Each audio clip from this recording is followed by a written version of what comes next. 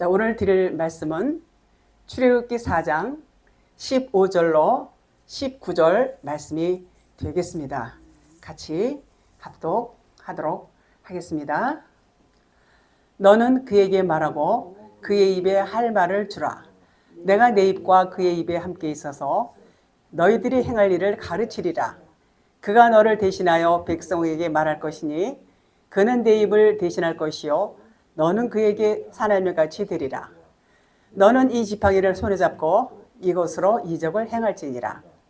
모세가 그의 장인 이드로에게로 돌아가서 그에게 이르되 내가 애굽에 있는 내 형제들에게로 돌아가서 그들이 아직 살아있는지 알아보려 하오니 나로 가게 하소서.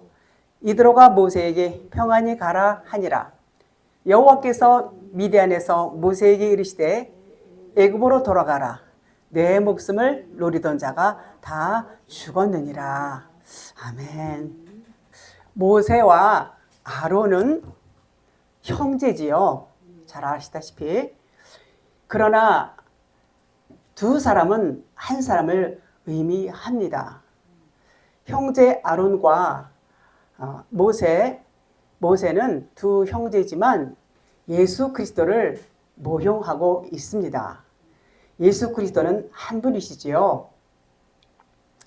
여기서 이제 모세와 아론이 나오는데 모세는 그리스도를 의미하고 아론은 예수를 의미합니다. 예수는 겉사람, 그리스도는 속사람, 이런 맥락으로 보시면 이해를 하실 것입니다. 그래서 진리를 전하는 데 있어서 이제 모세는 아론에게 진리를 전하고 아론은 그 알려준 것을 말로 나타냅니다. 우리 역시도 우리의 속사람이 진리를 겉사람에게 알려주면 그 알려준 말을 나의 겉사람의 입을 통해서 이렇게 상대방에게 말을 하게 되는 것입니다. 모세는 아론에게 이제 그 진리를 가르쳐 주는데 다바르라고 그러면 여러분들이 좀 어려우실 거예요. 다바르 그러면 겉의 말을 의미해요. 겉의 말로 알려주면 아론은 그 겉의 말을 속의 말 진리로 알아들어요. 그러면 아론이 그 진리를 알아듣지만 아론이 그 알아들은 말을 다시 누구에겐가 이스라엘 백성 말할 때는 겉의 말로 하게 됩니다. 그러니까 아론은 모세가 진리의 말을 겉의 말로 하는 말을 진리로 알아들었어요. 그래서 진리의 말을 이렇게 율법 겉의 말로 하는구나 알아듣고 그리고 그 말을 다시 율법 겉의 말로 또 상대방에게 말을 전할 수 있게 되는 것입니다. 그래서 모세와 아론은 한 사람을 말하며 둘은 곧 하나 예수는 그리스도, 예수와 그리스도를 나타내고 있습니다. 출애굽기 4장 본문 15절 너는 그에게 말하고 그의 입에 할 말을 주라. 내가 내 입과 그의 입에 함께 있어서 너희들이 행할 일을 가르치리라. 하나님께서 너희들 입에 내가 할 말을 가르쳐 주신다고 그랬어요. 뭐 염려될 게 있겠어요? 전부 하나님이 그 입을 주장하신다 이렇게 말씀하시죠. 그래서 여기서 너는 그에게 말하고 이렇게 말하는데 요 얘기는 아론의 속에다가 이제 모세에게 아론의 속에다 아론의 마음에다 말을 하고 이런 말이에요. 아론의 마음에다 말을 하고 그 얘기는 속에다 말을 하라. 그 얘기는 진리를 품은 마음이에요. 진리를 품은 마음을 그에게 말하라 그런 말이에요. 그러면 그 말은 진리의 말은 듣는 사람의 어디로 들어가냐면 속 안으로 들어가요. 속 안으로 들어가서 속 안으로 들어간다 그러면 진리를 의미합니다. 그리고 할 말을 그 입에다 주라 그랬어요. 그러니까 할 말은 그의 입에다 주고 진리의 말은 그의 마음속에다 말해. 이런 말이에요. 요 말씀이 쉽게 이해가 안 가시죠? 그래서 그의 입에다가 주고 그렇게 말했어요. 그의 입에다 준다는 것은 세운다 그런 얘기야. 말씀을 입의 권세로 나타내는 것을 의미합니다. 그래서 주님을 믿는 능력, 그리고 주님의 말씀을 받아들이고 그 받아들이는 말씀을 다시 말할 수 있는 능력은 하나님께서 주시는 권능이다 그런 말이에요. 그러니까 모세는 아론의 마음에다가 진리의 말을 겉의 말로 말해줬지만 모세가 한 말을 아론은 겉의 말로 들었지만 마음판에 말하니까 그 말을 진리로 알아들었단 말이에요. 그래서 다시 그 아론이 말을 할 때는 겉의 말로 다시 그 진리의 말을 겉의 말로 한다 그런 말이에요. 16절 보겠습니다. 그가 너를 대신하여 백성에게 말할 것이니 그는 내 입을 대신할 것이요 너는 그에게 하나님을 같이 되리라. 그러니까 아론이 모세가 이제 말을 알려줬어요. 알려준 말은 무슨 말이냐면 겉의 말로 알려줬어요. 그러니까 겉의 말로 대언을 하는데 겉의 말이라는 것은 표적이란 뜻이에요. 표적. 그러니까 아론이 말하는 것이 표적이다 그런 말이에요.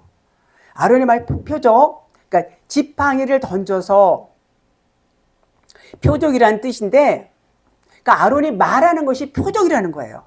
아니 어떻게 말이 표적이 돼? 표적은 눈에 보이는 거, 이적, 기적 이런 것을 표적이라고 그러는데 지금 여기서 하나님의 말씀하시는 이 진리의 말씀은 아론이 말하는 것이 표적이다 이런 말이에요.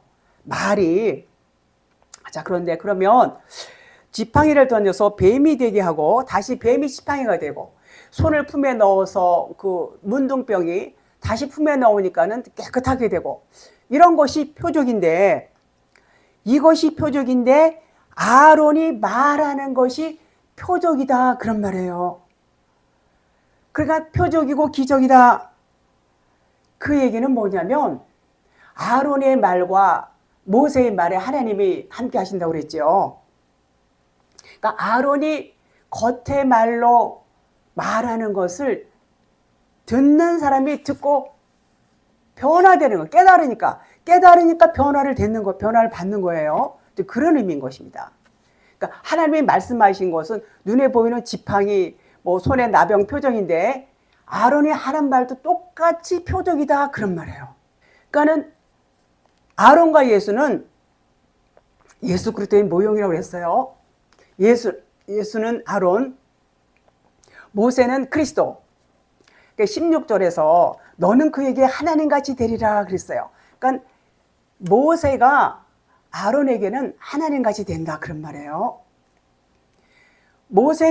그러니까 여기서 모세는 하나님으로 가는 것이고 아론은 예수로 가는 거예요. 예수는 겉사람을 의미한다고 그랬어요. 표적, 그림자, 모형 그런 의미를 갖고 있는 사람이 여기서 아론이지요. 17절 보겠습니다. 너는 이 지팡이를 손에 잡고 이것으로 이적을 행할지니라. 오늘 말씀 이전에 지난 시간에 모세가 하나님께 뭐라고 그랬냐면 하나님이 말을 전하라고 했을 때 나는 입이 둔하고 혀가 뻣뻣해서 말을 못한다 막 이렇게 말을 하면서 말을 하지 않고 이적을 행하면 어떻겠습니까? 이러고 물어봤어요. 그랬더니 하나님이 화를 내신다고 그랬어요.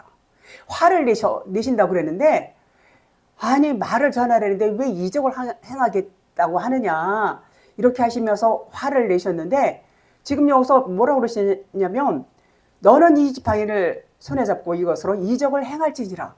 아니 지금은 또 지팡이로 이적을 행하라고 말씀을 하신단 말이에요. 하나님이 그동안에 마음이 바뀌셨나? 이런 생각을 할 수 있죠. 그렇습니다. 그런데 여기서 그러면 손에 지팡이를 잡고 이걸로 이적을 행하라 하신 뜻이 무엇일까요? 하나님이 변덕을 부리셨을까요? 그것이 아닙니다. 지팡이로 이적을 행하라는 말씀은 다시 말해서 아론이 입으로 나오는 말로 그걸 하라는 거예요. 아니 어떻게 말로 이적을 행할까? 그것은 하나님이 그들의 입에 함께 하시니까 능력이 나타나는 거예요. 그러니까 그 입으로 나오는 말로 할 때 항상 15절에 가르치신다고 그랬어요. 할 말을 가르치신다. 그 입에다 말씀하셨어요. 그러니까 그들이 전하는 말이 그렇게 표적으로 나타나는 이적과 똑같다. 그런 말이에요. 똑같다. 곧 그 말이 그 말이에요. 그래서 손과 지팡이의 표적이 다발의 말씀인데 요것도 말하는 것도 다바르다. 그런 말이에요. 표적이다. 그런 말이에요. 그러니까 다바르라고 그러면 좀 어렵지요. 그 겉으로 드러나는 말하자면 겉의 말로 하는 것을 다바르다 그래요. 아론은 앞에서 말하고 모세는 뒤에서 이제 가르쳐 주죠. 둘이서 같이. 그래서 이것이 손과 지팡이의 이적이다. 이렇게 말할 수 있어요. 그러니까 말씀으로 전하는 것이 이적과 똑같다. 그런 말이에요. 이적과 똑같다.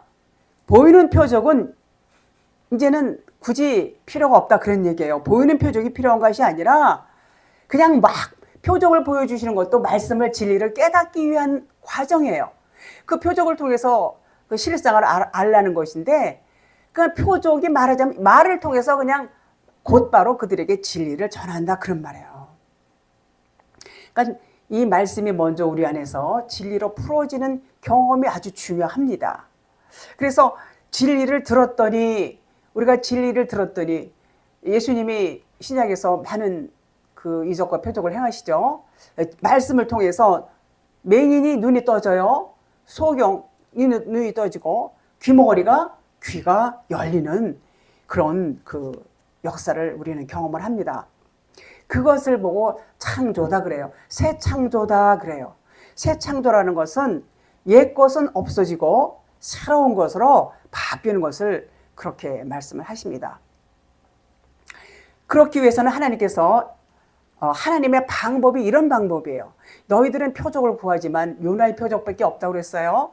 그런데 그것을 하나님은 이렇게 그냥 말로 통해서 하나님께서 권능으로 그들의 입술에 함께 하시니까 권능으로 이적과 표적과 똑같은 그런 그 역사가 나타난다. 그런 말이죠.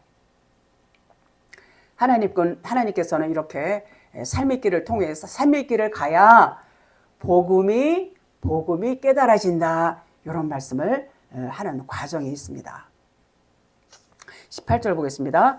모세가 그의 장인 이드로에게 돌아가서 그에게 이르되 내가 이 애굽에 있는 내 형제들에게로 돌아가서 그들이 아직 살아있는지 알아보려 하오니 나로 가게 하소서. 이드로가 모세에게 평안히 가라 하니라. 그러니까는 말씀드린 대로 하나님의 눈으로 보이게 하는 이적과 입으로 하는 말은 같은 차원으로 말씀하신다. 그런 말이에요. 그러니까 말하는 차원과 눈에 보여주는 이적과 표적이 같은 차원이다. 그런 말이에요. 세상의 모든 일들은 모두가 보여지는 것들은 표적이고 이적이라고 그렇게 말씀을 합니다. 세상의 일들을 겉의 것으로 말씀을 하시는데 이 세상을 보면서 진리로 해석할 수 있다면 그것은 하늘의 언어로 알아듣는 것이 되는 것입니다. 하나님께서는 영적인 말씀을 우리에게 계속해서 말씀하시는데 우리는 그것을 알아듣지를 못해요. 알아듣지를 못하기 때문에 반드시 하나님께서 눈과 귀를 열어주셔야만 가능하게 되는 것입니다. 모세가 그의 장인에게 간 것은 겉으로 보면은 인사하러 간 것이 보이죠. 그러나 영적인 차원으로 보면 그것이 아니라는 것을 알 수가 있습니다. 성경은 모두가 진리를 말씀하고 있지 우리에게 교훈이라든가 이 땅 위에서의 어떤 잘 되는 그런 말씀을 하고 있지 않습니다. 그것은 우리가 육신의 눈으로 성경을 보기 때문에 육신적인 것, 땅적인 것들을 추구하고 거기에 대한 것들을 말할 수밖에 없게 되는 것이고 또 말씀을 듣는 자들도 그 땅 위에서 잘 되는 복을 또 고대하고 사모하고 그렇기 때문에 그런 일이 있는 것이지요. 자, 영생을 산다는 것은 그 의미를 알아야 되는 것이죠. 영생이 무엇이냐? 영생. 이 세상에서 일어나는 모든 일들은 하나님께서 진리를 가르쳐 주기 위한 하나님의 뜻이 다 들어 있습니다. 그래서 그 말씀을 통해서 우리가 진리를 깨닫지 못하면 육신의 생각과 또 세상적인 방법과 교훈적인 그런 그 측면으로 갈 수밖에 없게 되지요. 하나님께서는 66권 성경 말씀을 통해서 우리에게 하나님께서 하시는 말씀이 있습니다. 그러나 많은 사람들은 육신의 생각을 하고 있기 때문에 육신으로밖에 볼 수가 없지요. 그것을 진리의 눈으로 볼 수 있을 때에 우리는 하나님의 마음을 알게 되는 것입니다. 우리에게 일어나는 모든 일들은 하나님의 말씀인 것입니다. 좋든지 나쁘든지 모두 하나님의 말씀이죠. 하나님의 말씀은 진리만 있어요. 진리는 뭐예요? 사랑이에요. 사랑. 그러니까 하나님을 그런 시각으로 볼 수 있어야 되는데 하나님께서는 우리에게 그 사랑할 수 있는 마음을 하나님이 부어주시지 않으면 우리의 힘과 능력으로는 할 수가 없게 되는 것입니다. 그렇게 우리가 진리로 바로 세워지지 못하면 내게 닥치는 세상 일들은 굉장히 고통스럽고 힘들지요. 뱀처럼 간교한 뱀이 되는 것입니다. 그 어려운 일들을 통해서 우리가 그 진리가 깨달아진다면 이제 그 뱀이, 간교한 뱀이 지혜로운 뱀이 되는 것입니다. 뱀은 두 얼굴을 갖고 있어요. 뱀은 세상이죠. 세상을 눈에 보이는 대로 보면 간계한 세상이 되는 것이고 그 안에서 하나님의 의도를 깨닫게 되면 지혜로운 뱀이 되는 것입니다. 그러면 지혜로운 세상이 되는 것이고 세상을 지혜로 창조하시는 것을 알 수가 있습니다. 하나님은 우리에게 진정한 평안을 주시는 분이시죠. 성경의 모든 말씀은 인물과 지명, 동물, 식물 같은 것들은 진리를 설명하는 어떤 도구라고 말할 수 있어요. 예수는 말씀이 육신이 돼서 오셨어요. 그 말씀은 보이는 예수시고 만물이다 이렇게 말할 수 있어요. 만물 가운데 신성이 충만하다 그런 말씀 잘 아시죠? 모든 만물 가운데는 하나님의 성품이 다 들어 있습니다. 곧 진리이신 그리스도께서 이제 그리스도를 깨닫게 되면 하나님께서 우리에게 하시는 말씀을 알게 되는 것입니다. 요한복음 5장 39절 너희가 성경에서 영생을 얻는 줄 생각하고 성경을 연구하거니와 이 성경이 곧 나에 대하여 증언하는 것이니라. 너무나 이 말씀을 많이 하고 듣고 하시죠. 우리는 하나님께서 우리에게 말씀하시는 것 성경 66권, 성경 66권은 우리의 삶이에요. 우리의 삶이 다 들어있는 것이고 이 보이는 이 세상에서 우리가 열심히 일을 하고 땀 흘리고 살고 학생들은 공부도 하고 목회자들은 열심히 목회 활동하고 각각 자기 위치에서 자기의 일들을 충실히 합니다. 그러나 그 보이는 모든 것들은 실상이 아니고 모형이다 이렇게 말씀하세요. 그림자다 이렇게 말씀하세요. 그 안에서 우리가 생명이 되시는 그리스도 진리를 찾지 못한다면 우리는 그것은 겉에 것만 붙들고 있는 것에 불과하다 이렇게 말씀을 하고 있는 것입니다. 그래서 보이는 모든 것은 다 표적이죠. 그 표적은 실상이 아니에요. 표적이라는 것은 그림자이고 비유다 그런 말이에요. 그래서 거기서 우리가 묵상을 하면서 하나님의 영의 눈이 있는 자들이 그 하나님의 의도를 깨달을 수가 있게 되는 것입니다. 모세는 예수 그리스도를 모형하고 있죠. 이드로는 여기서 모세의 장인 이드로가 나오는데 이드로는 하나님에 대한 모형이다 이렇게 볼 수 있어요. 이드로의 이름의 뜻은 남은 자 이런 뜻이에요. 남은 자는 진리를 의미하고 구원받은 자다 이렇게 말씀을 드릴 수 있고 곧 영과 진리다 이렇게 말씀을 드릴 수 있습니다. 여기서 이드로가 평안히 가라 이렇게 말해요. 모세에게. 그러니까 이드로는 여기서 하나님 아버지를 모형하고 있습니다. 그러니까 하나님 아버지가 모세를 파송시키는 것과 같아요. 그러니까 하나님이 예수 그리스도를 이 땅에 파송시키는 아버지의 모습과 같다. 그런 말인 것입니다. 그래서 모세가 이제 이드로에게 인사를 하러 갔는데 이드로가 모세에게 평안히 가라 이렇게 말하지요. 이제 평안히 가라는 말은 하나님께서 누구에게 말해요? 모세에게 명령하는 것과 같은 차원이에요. 평안은 하나님만 줄 수 있기 때문인 것입니다. 그 18절에 모세가 장인 이들에게 애굽에 있는 형제들에게 돌아가서 그들이 아직 살아있는지 알아보려 하오니 나로 가게 하소서. 이드로가 모세에게 평안히 가라 하니라 이렇게 말씀하죠. 여기서 아직이라는 말, 이 아직이라는 말이 뭐냐면 다시 또는 제외하고, 그러니까는 첫 번째 거를 제외하고 이런 말이에요. 첫 번째 거를, 그러니까 애굽에 있는 이스라엘 백성들이 두 번째 것으로 살고 있는지 보러 가겠다 그런 말인데, 그러면 첫 번째 것은 뭐고 두 번째 것은 뭘까요? 애굽은 율법을 의미하고 세상을 의미해요. 우리는 예외 없이 이 세상에 나올 때에, 이 땅에 나올 때에 이 세상은 율법 세상이라고 했지요. 율법 세상에 모든 사람들은 이렇게 태어나지요. 그래서 한 번 태어나는 것을 첫 번째 태어남 이렇게 말할 수 있고요. 그 다음에 처음에는 육신으로 살다가 이제 우리에게 말씀이 들어와요. 처음에 율법 말씀이 66권이 보여지는 율법 말씀이 들어와요. 율법 말씀이 들어와서 거기 보면은 말씀이 참 좋은 말씀도 많아요. 그러면 이제 그 말씀을 통해서 이제 변화가 되는데, 그 변화가 되는 것이 예를 들면 남자분들이 뭐 술을 끊는다, 담배를 끊는다, 뭐 도박하던 사람 도박을 이제 끊는다. 이런 것들은 교회에 와서 저분이 이렇게 변화를 받았어요. 이렇게 변화가 됩니다. 요 율법 말씀을 통해서도 변화를 받아요. 그것을 두 번째 변하는 것을 의미해요. 그래서 첫 번째 것을 제외하고는 두 번째 것으로 살고 있는지 보러 가겠다 그런 말인 것입니다. 두 번째 것으로 살아난 것, 그것을 확인하러 가겠다 그런 말이에요.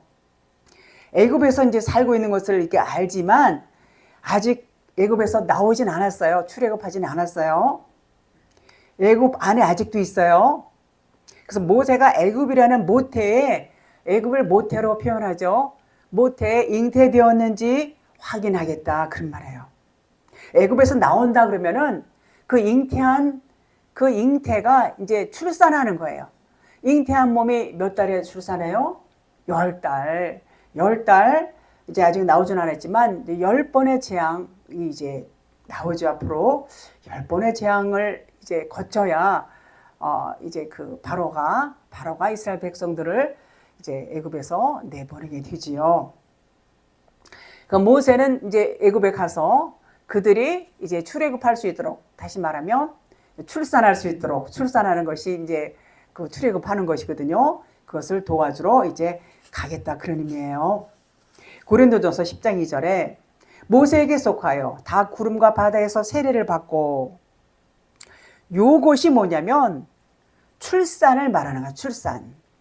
모세와 같이 홍해를 육지같이 걸어서, 요것은 물세례를 받고, 홍해 건너는 걸 물세례라고 그러죠. 물세례를 받고 광야로 나오는 사건이 바로 출산인 것입니다. 자, 출산했으면 광야에서 뭘로 훈련받아요? 말씀으로. 말씀을 먹으면서 자라게 되지요. 점점 자라면서 육신의 생각이 벗겨지고 또 벗겨지고 또 벗겨지면서 이제 어른이 됩니다. 어른이 되면 자녀를 낳아요. 자녀를 낳는 것을 반복하면서 육신의 생각이 점차로 죽게 됩니다. 그리고 이제 불세례를 받고 요단강을 건너서 가나안 땅에 들어가게 되지요. 광야 40년은 결코 이렇게 쉬운 그 훈련은 아니지만, 모든 훈련과 모든 과정에 전부 하나님께서 그 언약에 의해서 이스라엘 백성들을 이끌어 가세요. 그 이끌어 가시는 것이 보면 전부 그 하나님의 사랑을 볼 수가 있습니다. 마가복음 5장 34절, 예수께서 이르시되 딸아 내 믿음이 너를 구원하였으니 평안히 가라. 내 병에서 놓여 건강할지어다. 우리에게 평안이 없다면 하나님께서 우리에게 평안을 주시고자 했지만 우리는 그것을 거부한 거예요. 나는 거부한 일이 없는데요. 이렇게 말씀하실 분들이 계세요. 그 얘기는 뭐냐면 우리가 하나님보다 세상을 더 사랑해요. 하나님보다 돈을 더 사랑해요. 그것이 하나님의 평안을 거부한 것이다. 그런 말이에요. 그러다 보니까 세상의 염려와 근심과 모든 걱정, 두려움 이런 것들에게 얽매여서 살 수밖에 없어요. 거기서 놓여야 되는데 세상을 사랑하고 하나님의 말씀보다 그렇게 육신적인 보여지는 것들을 쫓아서 가다 보면 결국은 평안을 우리가 선택하지 않고 거절한 그런 결과가 되는 것입니다. 하나님께서는 우리를 온전히 평강으로 살도록 우리를 그렇게 만드셨어요. 하나님이 우리를 만드셨죠. 그래서 그 평강이 하나님과 함께 할 때만이 평강이 있지 우리가 하나님과 분리되어 있으면 우리는 그 평강을 소유할 수가 없는 것입니다. 그래서 그 평강을 하나님이 주세요. 내가 너에게 평안을 준다 그러셨죠. 내가 주는 평안은 세상이 주는 것과 달라. 내가 주는 평안은 참 평안이야. 이렇게 주님이 말씀을 하십니다. 그래서 주님을 떠나서는 우리가 그 평안을 소유할 수가 없게 되는 것입니다. 요한복음 14장 27절 이 말씀이 그 말씀이죠. 그러면서 너희는 마음에 근심하지도 말고 두려워하지도 마라 이렇게 말씀하세요. 예수 그리스도는 평안인 샬롬 그래요. 샬롬 또는 에이레네 이렇게 말씀하시죠. 그래서 샬롬으로 에이레네로 오신 분이 예수 그리스도십니다. 그래서 요 의미는 세상과 천국으로 같이 오셨다 그런 말이에요. 예수님이 예수 그리면 보이는 육신 예수, 말씀이 육신이 되신 예수, 그리스도 그리면 보이지 않는 진리의 영을 의미하지요. 그래서 이렇게 같이 오신 분이 바로 예수 그리스도십니다. 그래서 샬롬, 에이레네 이런 뜻은 어떤 의미가 있냐면 이거 평강이죠. 평강인데 둘이 하나가 되었다 이런 뜻이 있어요. 샬롬은 둘이 하나가 되었다. 누구랑 누구랑요? 저와 하나님과 여러분과 하나님이 하나가 되었다. 이런 의미가 샬롬, 에이레네 이런 말인 것입니다. 그러니까 보이는 우리와 보이지 않는 하나님과 하나가 된 것을 의미해요. 그러면 보이는 우리가 이 보여지는 육신의 생각들이 다 벗겨져서 영만 남을 때에 하나님과 하나가 되는 것입니다. 그러면 어때요? 육신의 감정에 휘둘려서 눌려서 살지 아니하고 진리 안에서 자유를 누리고 살 수가 있게 되는 것이지요. 우리가 그 육신적인 것을 포기하지 못하면 육신적인 삶, 혼적인 삶, 불식혀의 삶에 이끌려서 살 수밖에 없어요. 왜요? 우리는 전부 육신이 있기 때문에 육신을 사랑합니다. 육신을 사랑하면서 육신의 것들을 쫓아서 갈 때에 우리는 그렇게 혼적인 삶에서 벗어날 수가 없고 인본주의로 육신적인 삶을 살 수밖에 없다. 그런 말인 것입니다. 로마서 14장 8절 우리가 살아도 주를 위하여 살고 죽어도 주를 위하여 죽나니 그러므로 사나 죽으나 우리가 누구 거요? 주님의 것이다 그랬습니다. 요한복음 2장 25절에 또 사람에 대하여 누구의 증언도 받으실 필요가 없었으니 이는 그가 친히 사람의 속에 있는 것을 아셨습니다. 사람 속에 있는 것을 이미 하나님은 다 아시고 계셨어요. 주님은 다 아세요. 심히 부패한 것이 누구의 마음이요? 사람의 마음이요. 동물의 마음은 그렇지 않아요. 사람의 마음이 부패했어요. 그래서 사람 속에 부패한 마음을 하나님은 이미 다 알고 계세요. 그래서 그 부패한 사람의 증언을 안 받으신단 말이에요. 절대로 하나님은 사람의 증언을 받지 않으세요. 그러나 진리로 거듭난 자, 나의 육신의 생각이 다 죽어서 무너지고 나의 머리가 내가 아니고 그리스도가 나의 머리가 된 자, 그런 자들 자기 육신 것들 다 내려줬어요. 그러니까 사나 죽으나 나는 주의 것이로다. 바울이 유명한 고백을 하죠. 그렇게 된 자들을 통해서 하나님은 증언을 받으십니다. 19절 마지막 절 보겠습니다. 여호와께서 미디안에서 모세에게 이르시되 애굽으로 돌아가라. 내 목숨을 노리던 자가 다 죽었느니라. 요 18절 말씀을 모세와 이드로가 대화한 내용인데 요 똑같은 내용을 다시 설명하는 것입니다. 그러니까 그 말씀이 여호와께서 말씀하시는 것과 같다 그런 말이에요. 19절에서 여호와께서 미디안에서 모세에게 이르시되 애굽으로 돌아가라고 하신 말씀은 이드로가 모세에게 평안히 가라 이런 말씀하고 똑같은 말이에요. 애굽으로 돌아가 이제 여호와께서 그러셨죠. 이제 애굽으로 돌아가라. 그 말씀이 이드로가 모세에게 평안히 가라 이렇게 하는 말씀과 같은 의미가 되는 것입니다. 여기서 내 목숨을 노리던 자가 다 죽었느니라 그랬어요. 이 말은 또 18절에 그들이 아직 살아있는지 알아보려 하오니 요거와 같은 의미예요. 그들이 살았는지 내 목숨을 노리던 자가 다 죽었느니라 같은 의미예요. 왜냐하면 살기 위해서는 반드시 죽음이 있어야 돼요. 살기 위해서는 누가 죽어야 돼요? 그러니까 모세가 이들에게 저들이 두 번째 것으로 살았는지 요 말씀이 애굽이라는 모태에서 잉태되었는지 살피러 간다는 것은 죽었는지 잉태되었는지 살피러 갈게 요 말씀은 누군가 하나 죽었다는 거예요. 죽었다는 거예요. 그래서 여기서 하나님은 내 목숨을 노리던 자가 다 죽었다고 하셨어요. 여기서 목숨은 뭐냐면 푸시케를 말해요. 푸시케. 혼적인 거. 육신의 생각. 그러니까 네페시는 한 번 죽어야 돼 그런 말이에요. 네페시 한 번 죽어. 내 목숨을 노리던 자는 네페시. 모세의 겉사람을 죽이려던 자가 누구였어요? 네페시 애굽의 바로 왕이었지요. 바로 왕이 모세를 찾았어요. 근데 그 모세를 찾던 자가 죽었다 그러면 모세도 같이 죽었다 그런 뜻이에요. 애굽 왕과 같이. 애굽 왕은 예수를 모형한다고 그랬죠. 예수님이 십자가에서 죽으셨어요. 요런 의미예요. 모세를 찾던 자가 죽었다. 그러니까 모세를 찾던 자가 죽었다는 것은 부식해, 육신의 생각, 육신이 죽었다는 거예요. 그러면 모세도 같이 죽었다는 거예요. 모세도 같이 죽었어요. 애굽 왕과 같이 죽었어요. 애굽 왕은 예수고 예수가 죽었으면 새로운 푸시케에서 푸뉴마로 이제는 잉태가 된 거예요. 혼적인 잉태에서 영적인 잉태가 된 거예요. 이제 애굽에 있는 이스라엘 백성들은 이제는 새로운 피조물로 잉태됐다 그런 말이에요.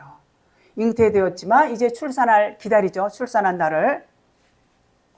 애굽 왕이 죽고 애굽을 의미하는 세상도 같이 죽었어요.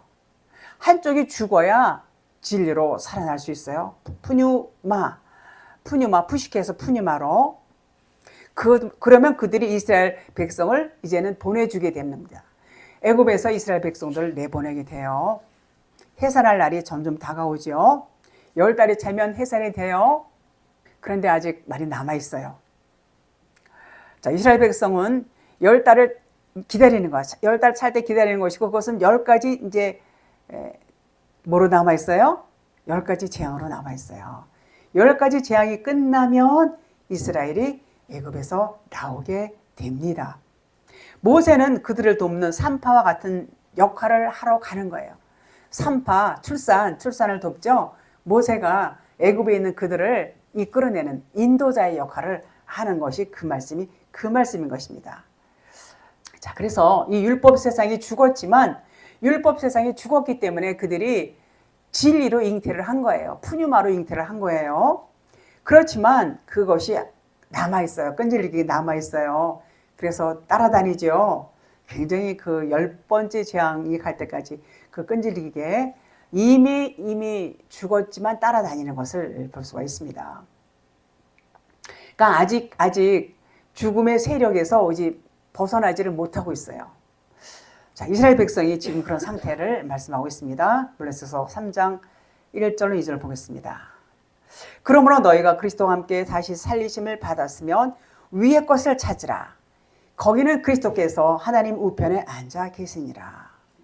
2절에 위의 것을 생각하고 땅의 것을 생각하지 말라 이렇게 말씀해요. 우리가 그리스도로 인해서 이제는 진리로 거듭났어요. 거듭났음에도 불구하고 위의 것을 쫓지 않냐고 아래 것을 쫓는단 말이에요. 그러니까 지금 골로새서 이렇게 말씀하고 있어요. 여전히 육으로 살고 있다는 거예요. 여전히 육신이 좋아.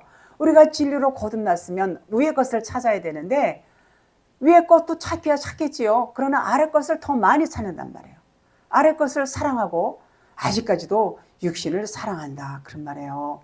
그래서 진리를 이제 거듭났으며 이제는 위의 것을 찾아 하늘의 것을 찾아 땅 위에 머물러 있으면 안 돼. 요 말씀이 그 말씀인 것입니다. 왜냐하면 그 뒤에서 3절에 이는 너희가 죽었어. 너희 생명이 그리스도와 함께 하나님 안에 감춰졌어. 이미 너희는 죽었어. 너희는 생명이 있어. 지금 그 말씀하는 거예요. 그런데 아직도 푸시게 혼적으로 사는 자들이 있단 말이에요. 그래서 계속해서 책망을 하시면서 이제 가르치시는 거예요. 책망이라 그러니까 뭐 야단맞는 것 같지만 절대로 그런 뜻이 아니에요. 책망은 아주 좋은 의미인 것입니다. 친절하게 하나님께서는 우리에게 또 같은 말씀을 되풀이해서 이렇게 진리를 가르쳐 주시고 깨달을 때까지 가르쳐 주시는 것을 책망이다 이렇게 말합니다. 자, 우리는 육에 속한 율법이 예수와 함께 십자가에 죽었단 말이에요. 이미 너희는 죽었어. 죽었어. 이렇게 선포를 했어요. 아직 덜 죽었는데 이게 아니에요. 이미 너희는 죽었어. 이렇게 말씀하세요.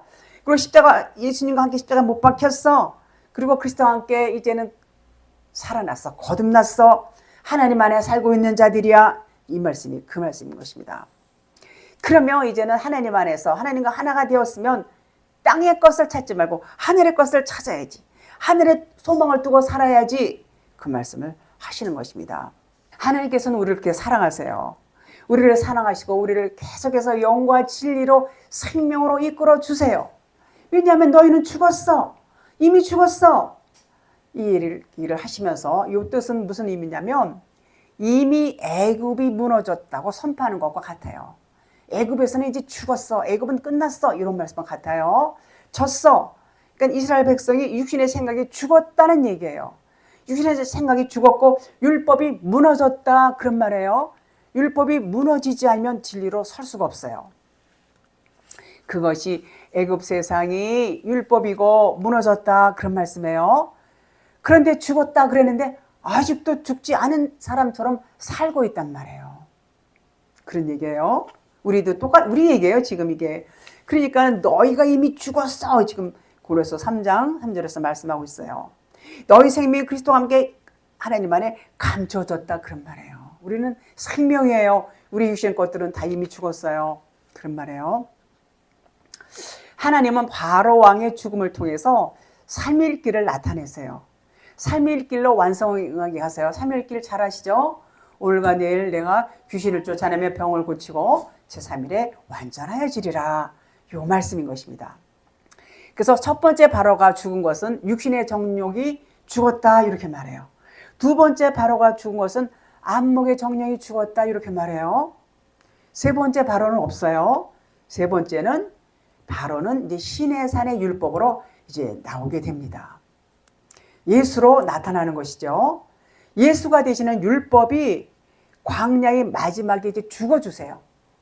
그것이 이스라엘 백성 1세대가 광야에서 다 죽어요. 한 사람도 남기지 않고. 그리고 2세대가 이제 요단강을 건너서 가나안 땅에 들어가게 되는 것입니다. 네, 오늘은 여기까지 하겠습니다.